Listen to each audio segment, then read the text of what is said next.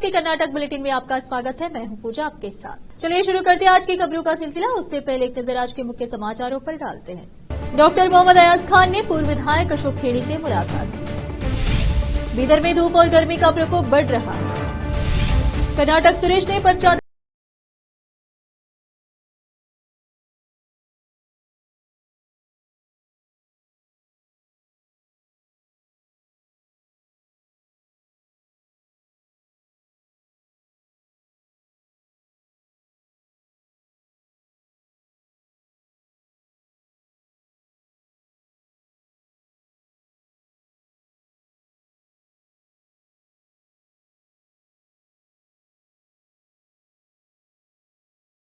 समाचारों का सिलसिला शुरू करते हुए देखते हैं समाचार विस्तार से। पहले देखेंगे स्थानीय समाचार। डॉक्टर मोहम्मद अयाज खान ने आज पूर्व विधायक अशोक खेड़ी से उनके आवास पर मुलाकात की। इस अवसर पर बीदर जिला वक्फ सलाहकार समिति के अध्यक्ष मोहम्मद फिरोज खान का कांग्रेस के ग्राम तालुका पंचायत के नेताओं ने किया। इस मौके पर कांग्रेस सरकार गारंटी योजना के सदस्य Sajid Pasha, KPCC organising secretary Mohammed Tanveer Ahmed Khan, taluka panchayat Chandrashekhar सहित अन्य नेता आदि उपस्थित थे। कैमरामैन पप्पूराज का कवरेज।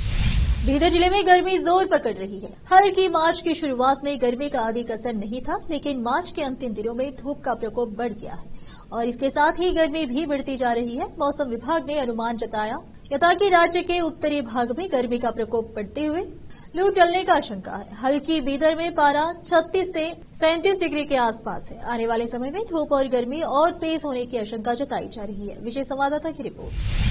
रुकते समाचारों का सिलसिला ब्रेक के लिए। चल लौटते हैं ब्रेक के बाद।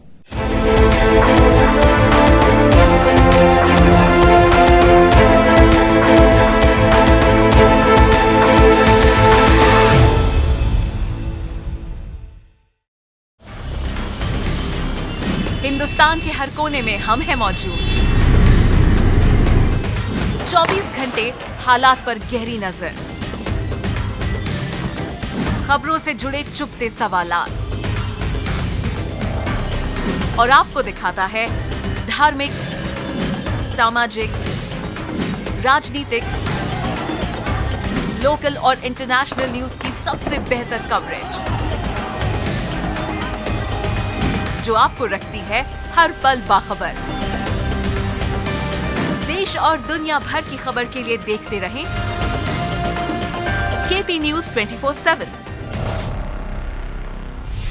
ब्रेक के बाद आपका स्वागत है। आइए देखते हैं राज्य के अन्य समाचार। कांग्रेस के बेंगलुरु ग्रामीण उम्मीदवार डीके सुरेश ने गुरुवार को रामनगर में अपना नामांकन पत्र दाखिल किया। बाद में ताकत और एकता का प्रदर्शन करते हुए सुरेश ने मुख्यमंत्री सिद्धरामैया और डिप्टी सीएम डीके शिवकुमार के साथ एक विशाल सार्वजनिक कार्यक्रम में भाग लिया। कार्यक्रम को संबोधित करते हुए सिद्धरामैया ने लोगों से पूछा कि क्या वे ऐसा सांसद चाहते हैं जो उनका हो या प्रख्यात हृदय रोग विशेषज्ञ डॉक्टर सीएन मंजुनाथ, जो कि निर्वाचन क्षेत्र से भाजपा उम्मीदवार है, जो एक सफेदपोश व्यक्ति हो। उन्होंने कहा कि इसका फैसला मतदाताओं को करना है। कार्यक्रम के दौरान सुरेश ने सिद्धरामैया का आशीर्वाद भी लिया। सीएम ने कहा कि इस बार भी सुरेश जीतेंगे। उन्होंने कहा, मुझे मैदान से विवरण मिलता रहता है और इसके आधार पर मैं कह सकता हूं कि वह जीतने जा रहा है। सुरेश निर्वाचन क्षेत्र के लिए काम कर रहे हैं और वह नई दिल्ली में आपकी आवाज पर वह आपके लिए काम करना जारी रखेंगे। उन्होंने कहा कि जब से कांग्रेस सत्ता में आई है तब से सरकार अपने वादों को पूरा करने पर काम कर रही है। केवल 8 महीनों में हमने सभी 5 गारंटी योजनाएं लागू कर दी है।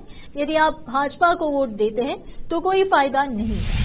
भारतीय जनता पार्टी के वरिष्ठ नेता केएस ईश्वरप्पा, जिनके बेटे को पहले हावेरी कदक लोकसभा सीट के लिए टिकट देने से इनकार कर दिया गया था, उन्होंने येडियुरप्पा परिवार के अप्रत्यक्ष संदर्भ में कहा कि लोगों को इस विचार की आदत नहीं है कि वे बागडोर संभालेंगे। कर्नाटक में पार्टी एक परिवार के पास है। ईश्वरप्पा ने पत्रकारों से बात करते हुए कहा, लोग इस बात को पचा नहीं पा रहे हैं कि कर्नाटक में बीजेपी की सत्ता पर एक ही परिवार काबिज है। पार्टी कार्यकर्ताओं में दर्द है। ईश्वरप्पा ने कहा, पार्टी कार्यकर्ता कह रहे हैं आप हिंदुत्व सेनानियों की आवाज सुन रहे हैं और यही कारण है कि वे आपकी विचारधारा और विचारों का पालन कर रहे हैं। आप सभी की आवाज है, इसीलिए हम पूरे दिल से आपका समर्थन करेंगे। वरिष्ठ भाजपा नेता ने विश्वास जताया कि वह शिवमोगा से अपनी चुनावी लड़ाई जीतेंगे और प्रधानमंत्री नरेंद्र मोदी को तीसरी बार फिर से चुनने में योगदान देंगे। विधानसौदा पुलिस ने ग्रामीण विकास और पंचायत राज मंत्री प्रियांक खरगे और उनके परिवार के सदस्यों को धमकी भरा पत्र भेजने के आरोप में एक अज्ञात व्यक्ति के खिलाफ प्राथमिकी दर्ज की है।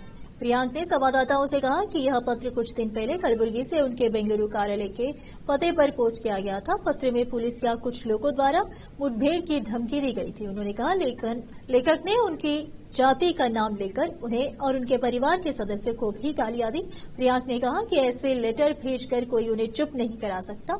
यह पूछे जाने पर कि क्या वह अतिरिक्त पुलिस सुरक्षा मांगेंगे, प्रियांक ने कहा कि वह ऐसे पत्रों से नहीं डरते। प्रियांक ने कहा कि भाजपा नेताओं, खासकर प्रताप सिम्हा, पूर्व मंत्री सुनील कुमार, पूर्व उप मुख्यमंत्री के.एस. ईश्वरप्पा और गुलबर्गा के सांसद उमेश यादव ने उनकी आलोचना करना अपनी आदत बना ली है। उन्हें हमारी सरकार की नीतियों की आलोचना करने दीजिए। अगर मैंने जनता के लिए कुछ नहीं किया है तो उन्हें मेरी आलोचना करने दीजिए। भाजपा नेता मंत्री के रूप में मेरा प्रदर्शन नहीं देख पा रहे हैं, इसीलिए वे मेरे खिलाफ व्यक्तिगत टिप्पणी करने में लगे हुए हैं। फिर से रुकते समाचारों का सिलसिला एक ब्रेक के लिए। चल लौटते हैं ब्रेक के बाद। हिंदुस्तान के हर कोने में हम हैं मौजूद। 24 घंटे हालात पर गहरी नजर, खबरों से जुड़े चुपते सवालात और आपको दिखाता है धार्मिक, सामाजिक, राजनीतिक, लोकल और इंटरनेशनल न्यूज की सबसे बेहतर कवरेज, जो आपको रखती है हर पल बाखबर। देश और दुनिया भर की खबर के लिए देखते रहें केपी न्यूज 24/7। ब्रेक के बाद आपका स्वागत है। आइए देखते समाचार। जिला मंत्री एस मधु बंगारप्पा ने कहा कि उनके पिता और पूर्व सीएम दिवंगत एस बंगारप्पा ने जिले के ग्रामीण क्षेत्रों के उत्थान के लिए बहुत योगदान दिया और ग्रामीण मतदाताओं से उनकी बहन गीता शिवराज कुमार का समर्थन करने का आग्रह किया, जो शिवमोगा लोकसभा क्षेत्र से चुनाव लड़ रही है। मधु बुधवार शाम तालुके के हरनल्ली गांव में एक अभियान बैठक में बोल रहे थे। राज्य की गारंटी योजनाएं आम आदमी के लिए आशा की किरण के रूप में काम करती है। इसी तरह एस बंगारप्पा के प्रशासन के दौरान उत्पीड़ित वर्गों को समर्थन देने के लिए मुफ्त बिजली सहित कई योजनाएं लागू की गई। कांग्रेस उम्मीदवार गीता ने किसानों के लिए समर्थन मूल्य हासिल करने की दिशा में काम करने का वादा किया। उन्होंने कहा, जबकि मंत्री मधु बंगारप्पा राज्य स्तर पर किसानों की मदद करते हैं, मैं केंद्रीय स्तर पर किसानों के मुद्दों का ध्यानपूर्वक समाधान करूंगी। अभिनेता शिवराज कुमार ने बदलाव की आवश्यकता पर जोर देते हुए कहा कि गारंटी योजनाओं को प्रभावी ढंग से गरीबों की सहायता करनी चाहिए, तभी सरकारी योजनाएं सार्थक हो। मुझे विश्वास है कि इन योजनाओं से जनता को लाभ हुआ है। बेंगलुरु दक्षिण लोकसभा उम्मीदवार तेजस्वी सूर्या ने कहा कि जेडीएस के साथ गठबंधन में भाजपा निर्वाचन क्षेत्र में 5 लाख से अधिक के अंतर से जीत हासिल करेगी। तेजस्वी सूर्या ने कर्नाटक में विपक्ष के नेता आर अशोक की अध्यक्षता में एक चुनावी रणनीति बैठक के बाद मीडिया को संबोधित किया, जिसमें पूर्व मुख्यमंत्री एच.डी. कुमारस्वामी, भाजपा बेंगलुरु दक्षिण जिला अध्यक्ष और जयनगर विधायक सी.के. राममूर्ति, बोमनहल्ली विधायक सतीश रेड्डी, बसवनगुड़ी विधायक रवि सुब्रमण्या शामिल हुए और चिकपेट विधायक उदय गरुड़ाचार्य के आवास पर। उन्होंने कहा कि 6 अप्रैल को बेंगलुरु में बीजेपी और जेडीएस के बूथ अध्यक्षों की एक बड़ी बैठक होगी। उन्होंने यह भी घोषणा की कि वह 4 अप्रैल को अपना नामांकन दाखिल करेंगे और युवाओं से इसमें शामिल होने का आग्रह किया।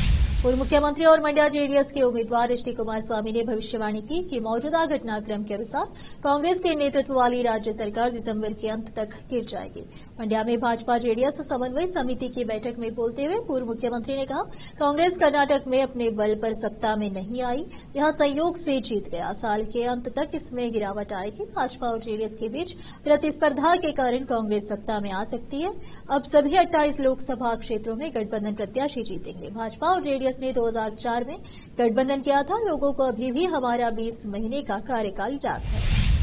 कांग्रेस नेता यतींद्र सिद्धरामैया ने भाजपा नेता और गृह मंत्री अमित शाह पर गुंडा उपद्रवी होने का आरोप लगाते हुए उन पर निशाना साधा और कहा कि पीएम मोदी के पास ऐसे लोग उनके सहयोगी हैं। शहर में कांग्रेस की एक बैठक को संबोधित करते हुए उन्होंने कहा, अमित शाह पर गुजरात में हत्या का आरोप है।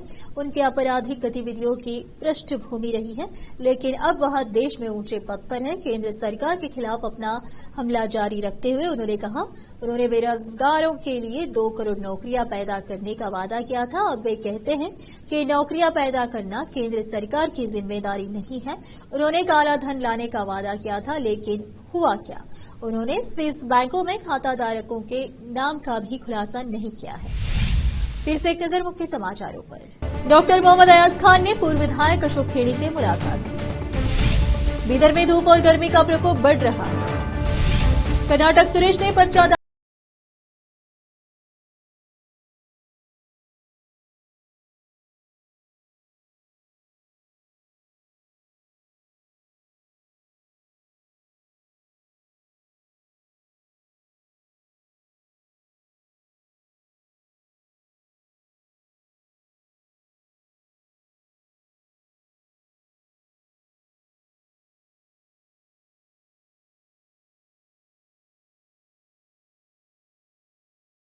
कर्नाटक के बुलेटिन में आज इतना ही।